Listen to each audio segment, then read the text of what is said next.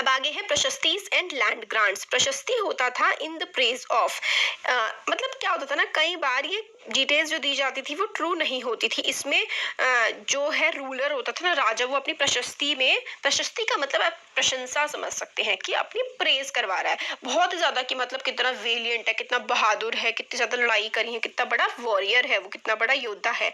तो इस तरीके की बातें लिखवाई जाती थी।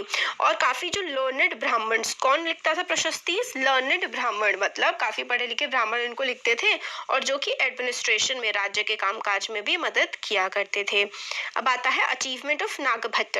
तो नागभट्ट जो है, उन्होंने क्या लिखा, काफी सारे रूलर्स अपनी अचीवमेंट प्रशस्तिज में लिखवाते थे।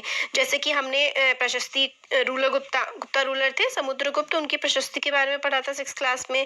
प्रशस्ति जो है वो संस्कृत में लिखी गई थी, एक प्रशस्ति है जो कि हमें ग्वालियर मध्य प्रदेश में एक जगह है वहां मिलती है। और वो बताता है कि नागभट्ट जो है उसने किस तरीके से प्रतिहार किंग को मतलब लूटा और कितने सारे इलाके उसने कवर किए। तो नागभट्ट की प्रशस्ति है कि आंध्र हो गया, सिंध हो गया, विदर्भ हो गया, कलिंग हो गया, हर जगह के जो राजा हैं वो नागभट्ट के आकर के नीचे गिर गए थे, और सारे के सारे नागभट्ट ने कन्नौज के किंग को, वंग के किंग को, और अनंत, मालवा, कीरत, मतलब हर जगह के किंग को हरा दिया था नागभट्ट ने। तो इसमें है कि नॉर्थ के साइड के भी और साउथ के साइड के भी किंग्स को नागभट्ट ने हरा दिया था। किंग जो है रिवॉर्ड देते थे ब्राह्मण्स को, मतलब इन्होंने इतनी अच्छी प्रशस्ति लिखी है तो किस तरीके से देते थे? ग्रांट ऑफ लैंड देते थे, मतलब जो है एक जमीन का टुकड़ा उनको देते थे। और ये देज वर रिकॉर्डेड ऑन कॉपर प्लेट, मतलब कॉपर प्लेट में लिख करके, कॉपर की प्लेट में लिख करके उनको दे देते थे। अब कॉपर प्लेट में क्यों लिखते थे? क्योंकि ब्राह्मण होते हैं होशियार, है ना। तो ये लोग क्या करते थे कि राजा बदल जाएगा तो नेक्स्ट राजा भी इस बात को माने कि पिछले राजा ने हमें ये लैंड दिया था। जैसे कि लड़ाई में हार गया वो राजा, दूसरे किंगडम ने कर लिया, तो ब्राह्मणों की बड़ी इज्जत होती थी। तो ब्राह्मण दिखा देगा कि भाई ये तो हमें मिला हुआ है और आप इसको नहीं ले सकते हैं। और ज्यादातर इन लैंड्स पे क्या होता था ना, टैक्स भी नहीं वसूला जाता था, मैक्सिमम केसेस में ऐसा होता था। तो इस तरीके के लैंड को डिमार्केट करते थे अलग अलग तरीके से, कि यहाँ पे कैक्टस लगा दिया और इसमें गार्डन्स होते थे, वेल्स वगैरह सारी चीजें होती थी कि कोई और नहीं आ सकता, और ये मतलब लैंड ग्रांट है। तो unusual for the 12th century was a long Sanskrit poem, मतलब हम लोग प्रशस्ति देखते हैं उसमें तारीफें होती हैं मतलब किंग्स की हमेशा, है ना।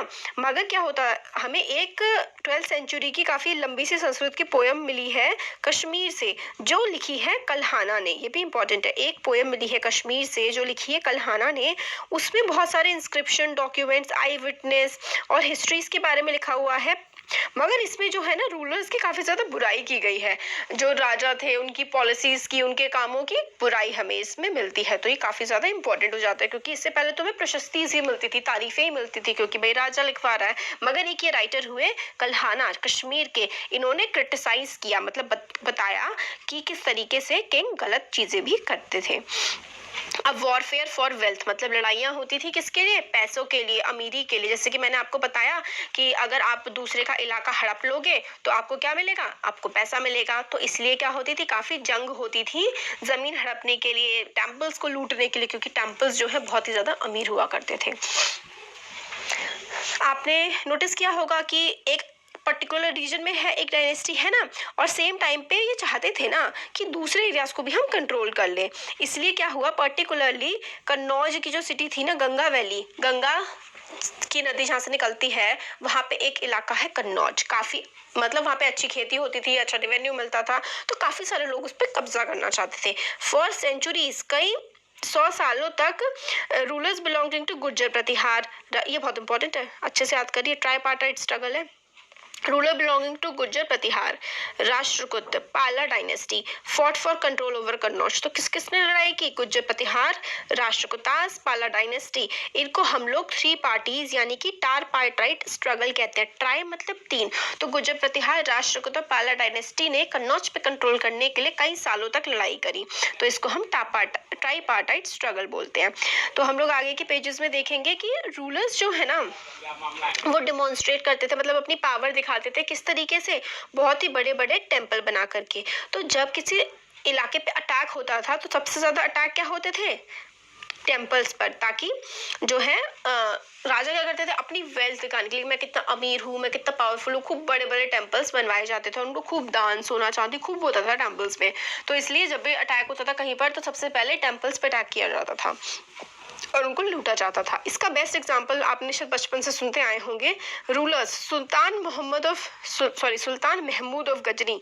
गजनी का जो सुल्तान था, अफगानिस्तान में पड़ता है इलाका, वो उसने 1997 से लेकर के 102 तक रूल किया और उसने अपना कंट्रोल सेंट्रल एशिया जो है ना, उसमें इस टाइम अफगानिस्तान हो गया, फिर उसके बाद सऊदी अरेबिया, ईरान, है ना, काफी सारा रीजन आता है सेंट्रल एशिया में, Iran, north western part of सब कॉन्टिनेंट, इसने रूल किया था। और ये इंडिया को लगभग हर साल अटैक करता था। और कहाँ पर अटैक करता था? वेल्दी टेम्पल्स, जो बहुत ही अमीर टेम्पल्स होते थे ना, उस पर ये महमूद ऑफ गजनी अटैक किया करता था। कहाँ पर? सोमनाथ, गुजरात के सोमनाथ टेम्पल को इसने बहुत लूटा है। और ये जो वेल्थ अपनी लेकर के जाता था, इसने गजनी जो कैपिटल सिटी है ना, उसको बनाने में इसने ये वेल्थ लगा दी। सुल्तान महमूद जो है वो इंटरेस्टेड था, उसने अटैक वगैरह किए तो वो जानने में भी इंटरेस्टेड था कि भाई इस देश के लोग किस तरीके से रहते हैं, क्या होता क्या है इस देश में। तो इसके एक स्कॉलर थे अल बिरूनी, काफी अच्छे स्कॉलर थे।